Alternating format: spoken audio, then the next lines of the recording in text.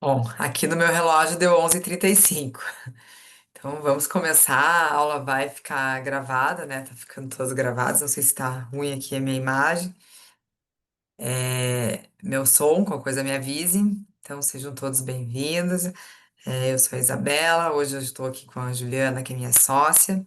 E a gente está aqui nessa. Eu estou à frente, né, dessa série, que é a série NR1 na prática, que eu criei com base aí nas vivências últimas que eu tive. E a ideia é a gente fazer aqui 8 encontros. Nós estamos hoje no segundo encontro. Botei uma mensagem no... Bom dia, aqui, no chat. É, estamos no segundo encontro, que a gente vai falar hoje dos riscos psicossociais e a produção de provas, né? Que a gente traz ali uma nova legislação, que é a NR1, que ela coloca essa obrigação da gente gerenciar os riscos, tá? Então, olhar previamente para os nossos riscos. E aqui o objetivo é a nossa experiência, trazer para essas aulas, com o objetivo de empoderar realmente as áreas estratégicas, RH e empresas, para que seja feito o movimento adequado, para que essa adequação legal seja também uma construção de uma cultura nova, de uma cultura mais sustentável como um todo, né? Mais saudável, enfim, que reverbere também positivamente para a gestão do próprio negócio. Então, a gente tem muito esse cuidado e essa atenção quando a gente vem aqui trazer as nossas orientações. Aqui só para vocês saberem quem somos nós, né, Ju? Então, nós somos sócias, né, desde muito tempo, já se faz alguns anos. A gente fundou o escritório especializado em Direito e Processo do Trabalho, né, que começou muito com as ações trabalhistas em si.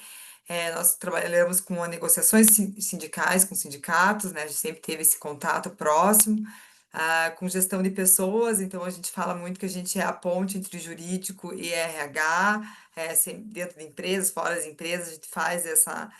Estamos sempre nesse meio, né, dentro das empresas, para auxiliar no processo de gestão de pessoas que sejam eficientes com segurança jurídica, né? Então, a gente trabalha com programas de compliance e sustentabilidade corporativa, que é o SG que a gente fala hoje, né? Então, alinhamentos de métricas, construção de políticas, trabalhar a transparência.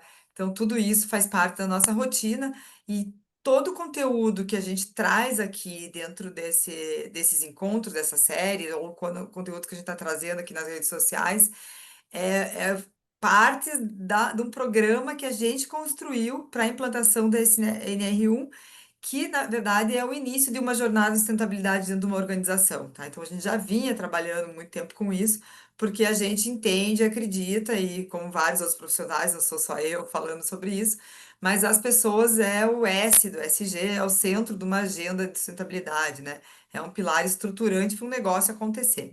E até então era pouco falado de uma forma estratégica, e agora a gente tem essa legislação que nos impõe olhar para a legislação e agir com ela de forma estratégica. Então, voltando aqui, é um parênteses ali para explicação didático. Então, a gente tem uma sólida experiência, né, dentro de empresas com esse tipo de trabalho. Estamos desde 2006 atuando com gestão de pessoas, jurídico trabalhista. Em 2022, o escritório se tornou participante do Pacto Global. O que isso significa? Que a gente trouxe para a nossa gestão os 10 princípios universais de direitos humanos, trabalho, meio ambiente e combate à corrupção, para a gente ter uma atuação também estratégica cada vez mais e ajudar todas as organizações nesse ecossistema de desenvolvimento. E a gente tem atuação nacional, né? Estamos aí no Brasil inteiro, já rodamos, né, Ju? E Isso. lideranças. E eu vou deixar você falar e se apresentar. Eu quis fazer uma apresentação de nós duas para ganhar tempo aqui, na Mas nossa.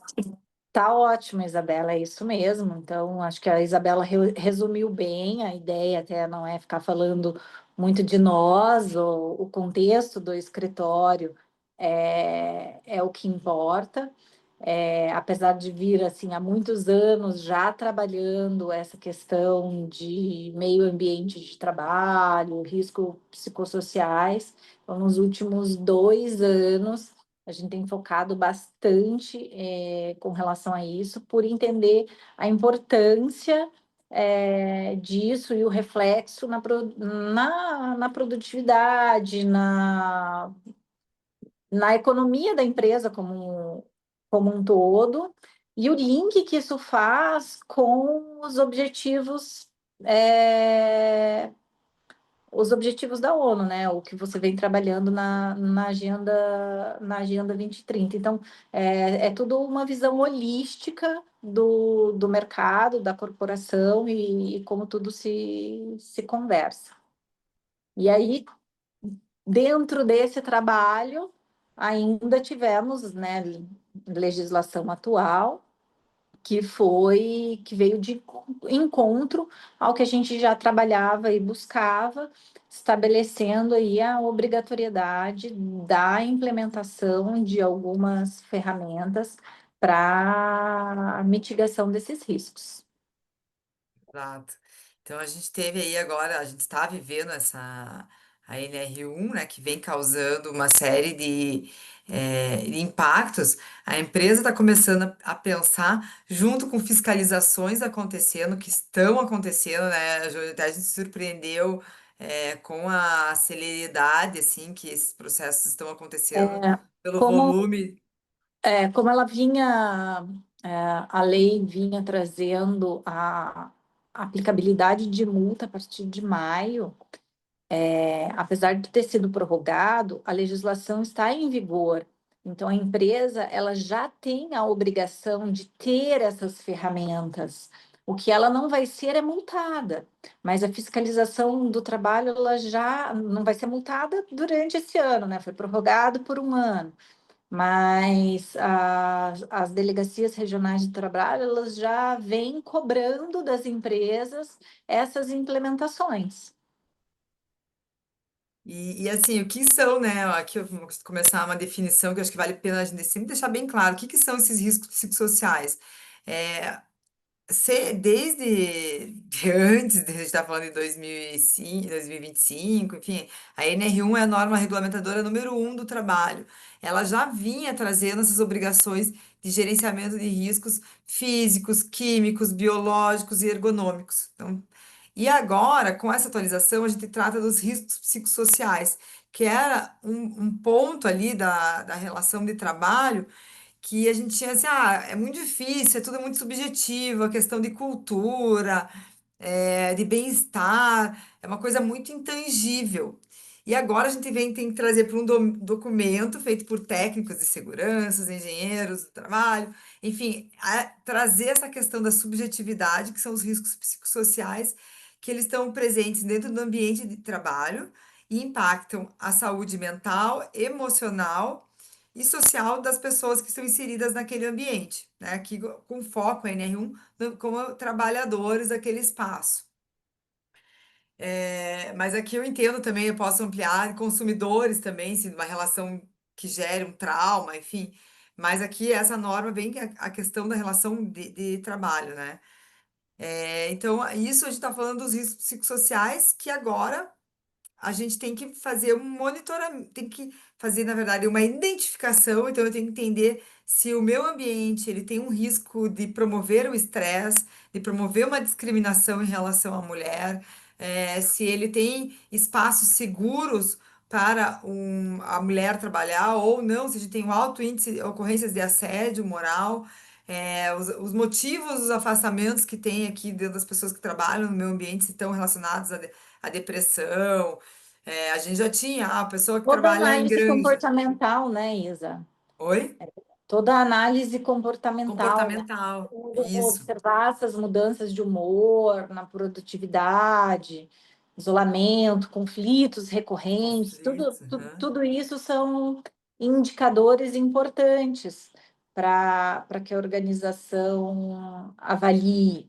Uma coisa que a gente sempre fala no escritório também, que é muito rico, são as entrevistas de desligamento, que é onde o trabalhador que já está saindo da empresa muitas vezes relata algumas situações e olhar para essas entrevistas de desligamento também é bastante importante, né? Sim, são ricos instrumentos que a gente tem para monitorar e deixar isso registrado, que foi olhado, que foi declarado pela pessoa, que naquele momento que ela está se desligando não teve nenhuma objeção contra a empresa ou seu líder, e dela entra com ação trabalhista alegando que ela tinha, que ela sofria ali algum assédio naquele ambiente, enfim. Aham. A É, gente tem os mais óbvios também, mas nem sempre, embora óbvios, nem sempre bem tratados. Que é então assim, o canal de escuta, uma escutativa, né? A ouvidoria, reunião de feedback, conversa com liderança, que é o arroz com feijão do RH, mas que nem sempre a gente tem isso bem instrumentalizado e instituído nas organizações, né? O que a gente encontra são trabalhadores indicando receio de utilização dessas ferramentas, uma falta de divulgação delas ou da forma como uma denúncia é tratada ali dentro, o que acaba pondo em xeque ali a credibilidade. sim, isso é bem importante. E a questão é ter isso documentado, né? De ter registrado. Então, teve um cliente que eu atendi semana passada, a gente está instituindo uma planilha de conflitos para a gente identificar aonde que está acontecendo os conflitos, quando que acontece, qual que é a frequência, ou qual o momento do ano, aquele mês tem mais, enfim, para que possa haver uma intervenção. Então, a gente tenta identificar, né, quais são os riscos e aí construir ferramentas de gerenciamento para eu avaliar aquele risco, se ele é recorrente, se ele é de baixo risco, alto risco, enfim, e os impactos deles, né, para que eu possa ter ferramentas de controle e intervenção. Então, o canal de denúncias que você trouxe, as planilhas de controles de conflito. Aí, nessa da planilha, a cliente questionou assim, tá, Isabela, né, o RH da empresa, mas, nossa, nunca imaginei que eu fosse fazer isso. Mas pensando bem, né? A gente estava conversando. Olha, que agora você vai poder saber se se o conflito vem mais recorrente que te dá dor de cabeça é naquela área da cozinha, se é na área da limpeza, se é na área tipo, de compras, enfim, você vai entender. E daí você vai olhar que naquele lugar o calor tá mais quente, né? Então a gente trabalha com mapa de calor para avaliar risco. Então o calor tá mais quente é onde você tem que atuar para que não dê um incêndio, que daí vai ser muito maior, né, o desgaste para tratar aquela situação. Então, custo, risco, então isso promove para a empresa, né? São empresas que já estão mais organizadas, uma gestão de risco mais eficiente, que vai garantir mais resistência ao seu negócio, né? Quanto Uhum. mercado, quanto risco reputacional, legal. E aí a importância da integração dos setores da empresa. E aí a gente vem com a provocação: se o RH e a área de saúde ocupacional estão integrados nessa estratégia de gestão de risco ou se ainda atuam de forma isolada. Em muitas empresas, na maioria delas, essa área de saúde ocupacional é terceirizada e ela com o RH não se conversam. Isso precisava ser revisado, né? Uma prática que precisava ser revisitada, onde RH e saúde ocupacional passassem a trabalhar de uma forma engrenada, para que os Sim. resultados pudessem aparecer. O RH sempre vai ser o protagonista na escuta e no acolhimento, mas a tratativa, o programa, a forma como isso vai se dar, vai estar escrito nos programas de gerenciamento de risco. Então, por isso essa importância dos dois instrumentos e dos dois setores estarem muito bem conectados, né? E uma avaliação jurídica junto para estar bem amarrado, né? Aí Exato. você consegue garantir uma segurança jurídica, uma eficiência operacional estratégica, né? Porque daí o RH, ele que vai fazer a regra de segurança conectar com a estratégia, e aí a documentação do jurídico, junto com a liderança preparada, que vai dar força e isso que vai influenciar na cultura da empresa, né? No desenvolvimento do negócio. Uhum. É uma gestão multidisciplinar, né? Que nem está aqui na apresentação, ela depende, tanto que o que está funcionando muito bem dentro da nossa metodologia é São a- os os comitês. comitês, né? Os comitês, eles estão sendo bem eficientes, estão trazendo bons resultados para as empresas, porque trabalha essa fluidez da comunicação. Explica um pouco o que são os comitês. A gente fala assim, para nós é muito óbvio, mas não sei se tem alguém aqui que começou a acompanhar agora, ou que vai ouvir a aula depois, a forma como que nós trabalhamos esses comitês dentro das organizações. Então, a gente tem uma metodologia para instituir os comitês das empresas. É basicamente a gente reconhece um grupo diverso, de diversas áreas para trabalhar. Então, a gente vai ter o pessoal, uma pessoa representante administrativo, uma representante da liderança de limpeza, eh, de compras, se for uma escola, um professor, enfim, se for um escritório, um advogado, outro do administrativo, a gente busca trazer uma equipe diversa. Então, dentro de um clube, a gente pegou lá um pessoal da área de limpeza, todas as lideranças estratégicas, alguns gerentes, e o RH e o pessoal de segurança. Enfim, de acordo com cada empresa, né? Porque cada empresa tem a sua realidade. Eu entendo que um comitê pode ser até 3 pessoas, se for uma empresa pequena. Mas se for maior, a gente vai trabalhando com grupos maiores, dupla liderança, enfim, tem várias possibilidades de serem desenvolvidas para ser mais ágil dentro daquela organização. E a gente leva temas para ser tratados ali dentro daquele comitê. Então, a gente tem o comitê específico de risco psicossocial, que ele pode estar num primeiro momento trabalhando que é o que a maioria estão fazendo agora, os que eu estou conduzindo, identificando riscos.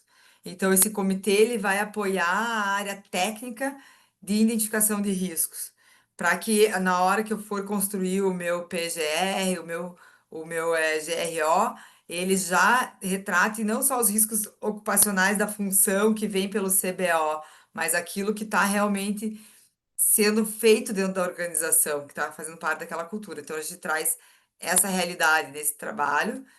E aí, o documento, essa equipe, ela deve ter confidencialidade com as informações, né? Então, são profissionais estratégicos, eles devem assinar um termo de confidencialidade, porque vão ter contato com informações que às vezes não é da área deles, enfim, tem que ter um cuidado em relação a isso também na hora de formar o comitê, né? Uhum. E ali na comitê são deliberadas as ações para que sejam feitas pelas pessoas e dadas sequências dentro da empresa. Então, a gente faz a facilitação dessa comunicação, construção de plano de ação, de prioridades do que vai ser feito, ajuda no cronograma, e essas pessoas saem para campo e voltam com informações para a gente deliberar dentro do comitê. Então, é um movimento de deliberação que ajuda muito na parte de comunicação, porque a gente consegue áreas diferentes se conectar, e muitos dos problemas que a gente vê dentro das empresas é o problema de comunicação, né?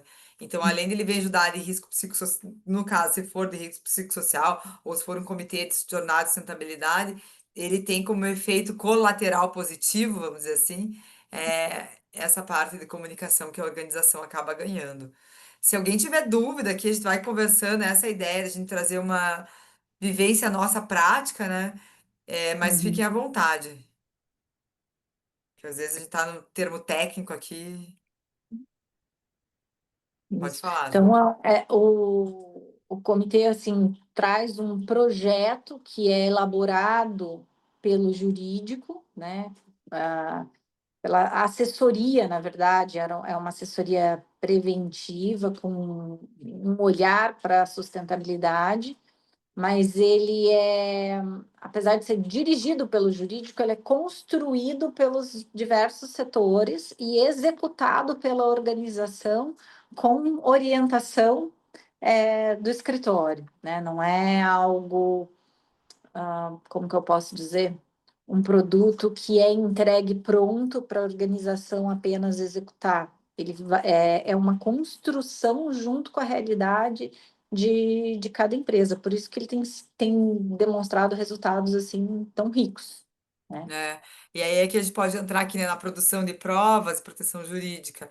A gente vai, o objetivo da nossa consultoria é ajudar a construir esses documentos, né, que sejam capazes, sejam eficientes no ponto de vista de proteção, da organização, com transparência, né, para ela não assumir riscos que não são dela, que isso é essa questão da psicossocial.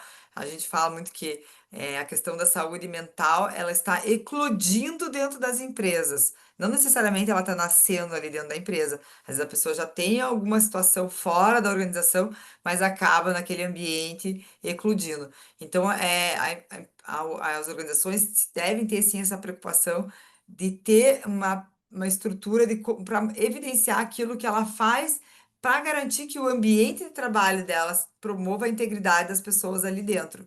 E se tiver algum caso que ó, venha acontecer, ela fez o que estava no alcance dela, ela garantiu que aquele ambiente era saudável, né, salubre, e aquela situação que teve saiu do controle e aí buscasse alguma conexão com o fator externo ao trabalho, né?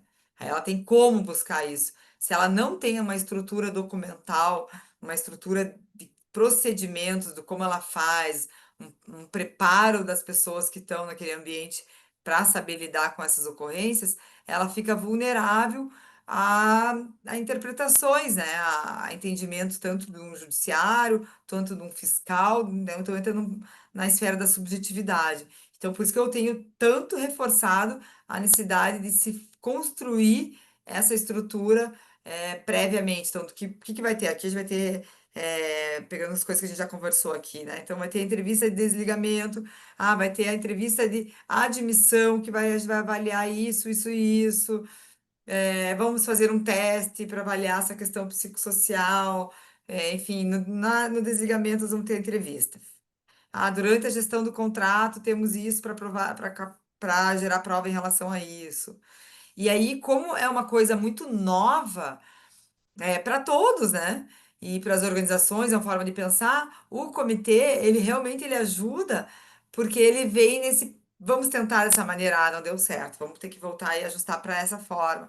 Mas aqui funciona aqui dessa maneira. Então vamos pegar essa maneira que essa organização está acostumada e adaptar. E assim vai sendo construído aquilo que faz sentido, né? Que vai gerar o movimento mesmo, o benefício para a empresa. Eu vejo assim que eu tratar essas questões são estratégicas tanto para a empresa como os trabalhadores, porque eu vou trabalhar uma transparência, né? Eu vou ter que ter relatos, resultados dos meus indicadores. Então, eu vou avaliar a minha taxa de turnover, meu histórico de atestado médico, esses acompanhamentos, e aí eu vou ter que ter ações de intervenção em relação a esses números e vou ter, e comunico, né? Porque há uma questões de transparência que a norma impõe. E aí isso vem fortalecer essas relações se bem feitos, né? Então, a gente vê que diminui conflitos, traz mais transparência, resolve, se reconhece situações e riscos previamente, né? Então, tem um trabalho daí precoce sobre aquele risco para que ele não se desenvolva, que a gente consiga diminuir ele, eliminar ele, enfim, isso faz muita diferença, né? Através de laudos, perícias, enfim, todo o acompanhamento técnico que vai dependendo da cada organização, faz sentido. E aqui a gente está falando de uma advocacia extremamente estratégica, a advocacia trabalhista, né? Que é uma advocacia que sai do processo somente, do contencioso, chegou a ação, vamos fazer defesa e vamos procurar aqui documentos que a empresa tem. Aqui, nesse trabalho, a gente vai ajudar as empresas a construir os documentos relevantes para uma fiscalização e esses para atendimento a uma legislação, né? Então, tipo, que a fiscalização acontece com base nas respostas que são enviadas no e-social hoje em dia, né? Então, não precisa muita coisa. Então, cumprir a norma é uma condição sine qua non se você não quer ter uma fiscalização.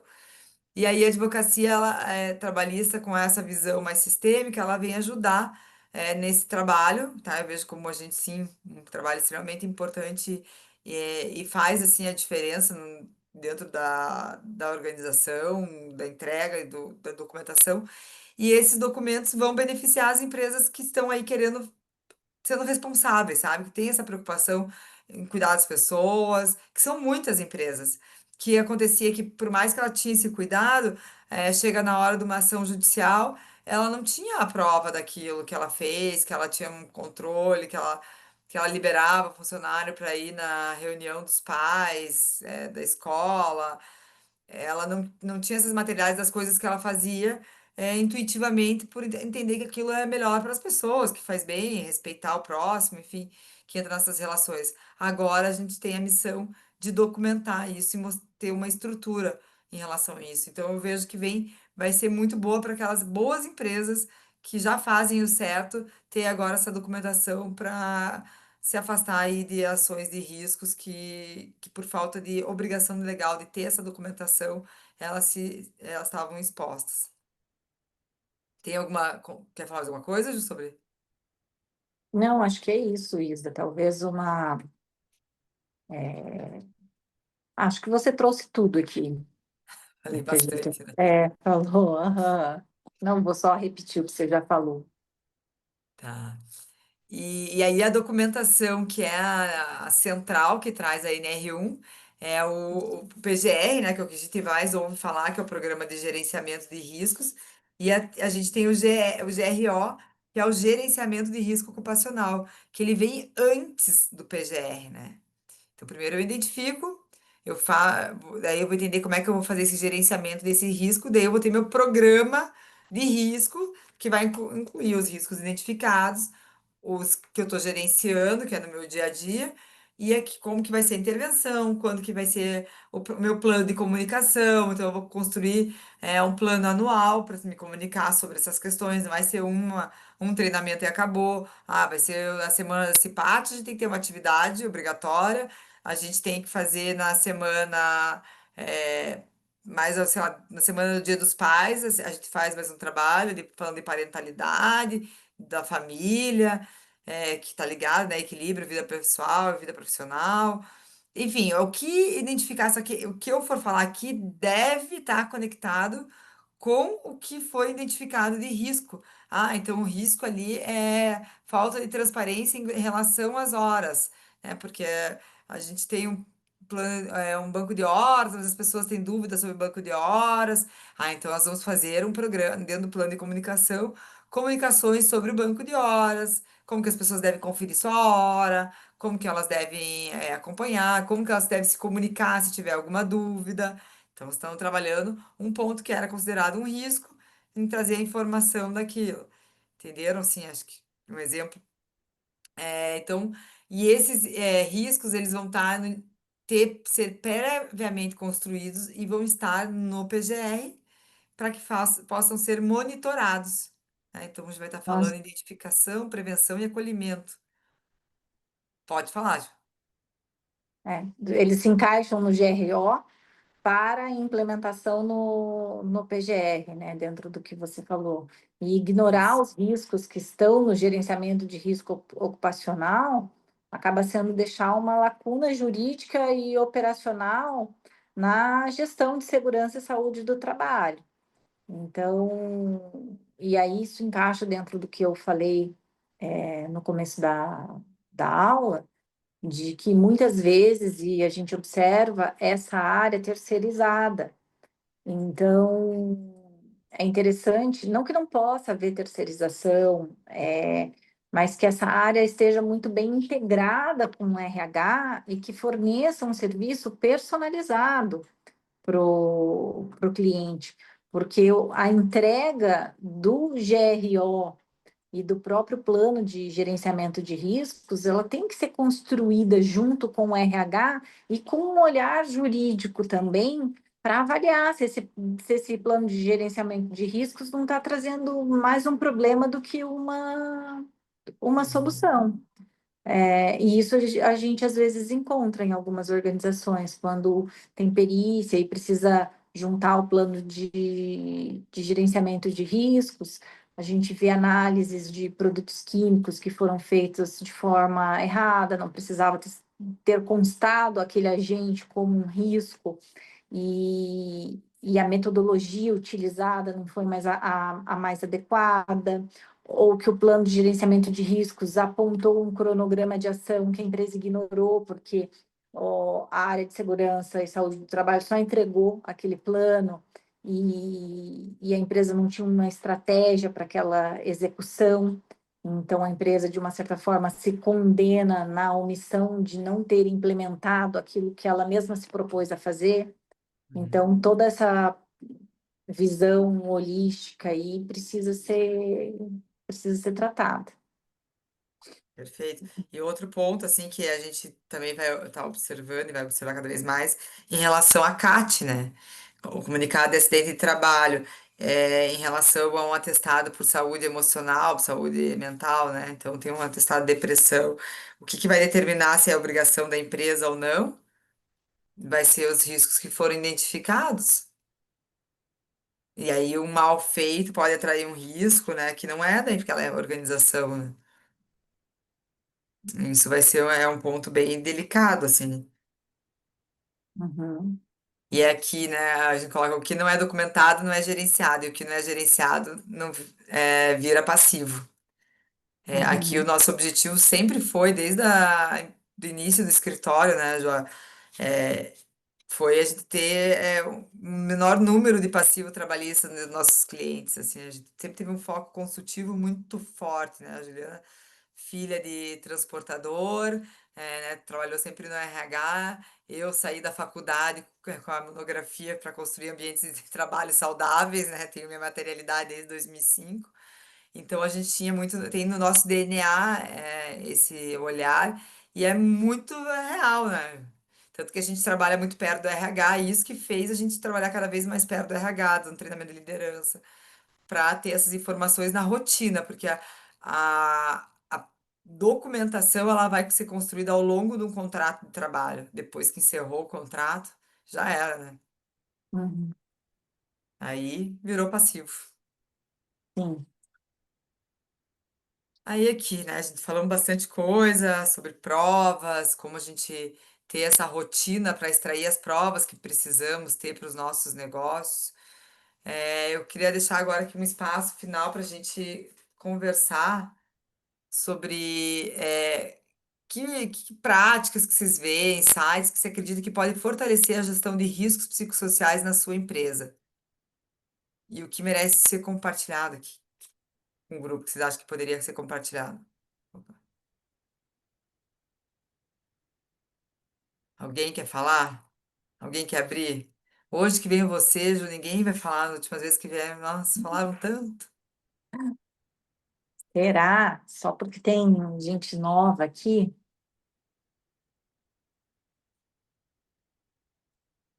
Vamos ver se alguém se habilita a compartilhar com a gente alguma experiência que tenha na sua organização, ou mesmo alguma dúvida, né?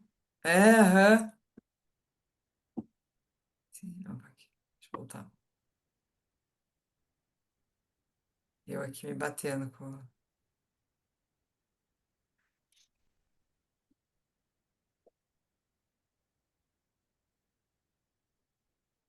Alguém quiser Bom, eu mandar vou pelo trazer, chat? eu vou trazer enquanto o Então pessoal traga. mais pensa se vão se manifestar ou não, mas o trabalho para a gestão de risco psicossociais, assim, o que eu acho que funciona muito é a forma como ele inicia. Ele é o resultado dele vai depender muito da forma como a gente começa, começar ele da forma correta, que é influenciando a alta direção. De nada adianta e pouco vai dar credibilidade para o trabalho, isso para trabalho de gestão de risco psicossocial, como qualquer outra alteração, se a gente iniciar pela base, pelos pelo grande volume de funcionários. A gente começa por uma conscientização de liderança e trabalha essas pessoas como multiplicadores da nova cultura que está sendo instituída. Então, acho que esse é um insight poderoso, o envolvimento da alta direção em qualquer nova prática que a gente vá introduzir na empresa e que isso fique claro para os demais funcionários. Outro insight interessante foi de treinamentos que demos em organizações, onde foi feito para toda a organização, mas a importância desse treinamento foi sentida pelos trabalhadores quando viram o presidente ali participando.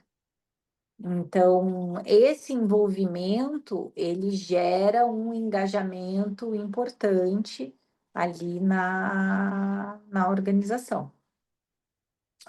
Então, eu vou Exatamente, deixar é. Começa por agora, cima, né? começa sempre por cima, através desses multiplicadores. E assim, nesse sentido, até foi o que motivou a gente fazer nosso curso, né?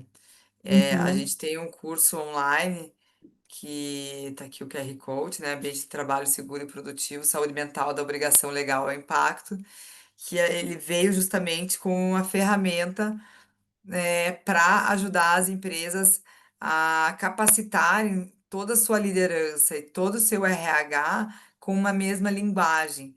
Então, aqui a gente traz uma visão ampla de uma atuação, de uma liderança capacitada, as ferramentas que tem dentro de uma política de jornada de sustentabilidade voltada para a gestão de pessoas, né? Então, entra muito no risco psicossocial, em relação ao combate de assédio, as diretrizes aqui da NR1 para o empregado, o líder, né, o RH, acompanhar, é 1 hora a aula total, mas são aulas curtas, bem curtas, de 7 minutos, 5, 7, 10 minutos, o tempo das aulas, no total dá 1 hora a aula, e aí depois a empresa pode reunir essas empresas ou pode nos chamar para fazer essas mediações que a gente tem feito, para ver o que que faz sentido para aquela organização dentro desse processo, ou você é um profissional que quer se qualificar também, esse curso é para você. Então ele é bem prático, né? É uma experiência de longos anos nossa que a gente quis colocar, porque às vezes o que acontecia, a empresa queria uma palestra nossa, mas lá do Ceará, ou já foi, né, de Mato Grosso, aí fica cara a passagem, enfim, e aí a gente queria uma coisa que pudesse mais pessoas ter Viabilizar, acesso. Oi? viabilizar Beleza. não só financeiramente, como geograficamente o acesso a todos a essa informação, né? Que é uma informação que realmente faz a diferença, né, na gestão. Uhum. Então, é bem nossa experiência com a área de gestão de pessoas que está aqui para vocês aí, para quem quiser. Aí que o pessoal que está no nosso grupo ali está com 10% de desconto, tá fazendo nossas aulas, né, para o NR1 na prática. E quem tiver interesse, né, só pedir lá, o Larson vai mandar o como é que é, o cupom de desconto no grupo, assim que acabar a aula, para quem tiver interesse, é só baixar, apertar aqui o QR Code e, e adquirir, e Isso. acessar, né? E dúvidas, qualquer coisa, estamos aqui à disposição. Nós temos também o e-book, que esse aí é só baixar gratuito. E Nós a temos sua. também. Oi? Desculpa, Isa, eu ia Não. perguntar de quando é a sua próxima aula, mas você estava falando dos demais produtos. Nós temos as mentorias também, né? Que nem a empresa está no processo ali de implementação. A gente tem feito mentorias, tem feito pacotes, para acompanhar alguns processos à distância.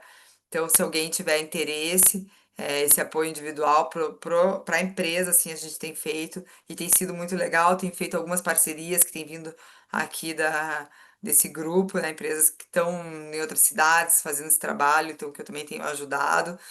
Então, estamos abertos aqui para conversar e ajudar vocês nesse processo aí de adequação à NR1 de uma forma mais eficiente para todos, né? Que cuidar da saúde mental é cuidar das pessoas, cuidar de nós aí, dos nossos relacionamentos e tudo que está à nossa volta. Que mais que eu ia falar? A próxima aula, então segunda-feira que vem, às 11h30 de volta, a gente vai estar aqui, eu vou estar com o Gabriel, que é o outro sócio do escritório, a gente vai trazer um viés ali em relação a profissionais PJs, em relação a essa norma, também vamos entrar aí em práticas de cotidiano aí em relação à gestão da NR1. Tá bem. Então é isso, Alguém acho que só agradecer mais? a presença de todo mundo, né, Isa? Com certeza. Agradeço muito a presença de vocês, que é o que faz a gente estar aqui, né, estamos insistindo e nos desafiando na internet agora, aquilo que a gente sempre fez muito bem no presencial. E só faz sentido se tiver público assistindo, né? Ver nossas aulas. Agora, depois, então, o pessoal tá vendo bastante depois pelo YouTube. As aulas, mas ao vivo tem sido muito rica. Hoje não teve, mas as outras aulas ao vivo foi super legal, porque as pessoas trouxeram muitas questões e vivências, assim, em relação Uhum. a esse trabalho. Então tá Certo? bom. Obrigada e Certo. uma ótima dia, ótima semana para vocês. Até mais. Bom dia para todo mundo. Até mais.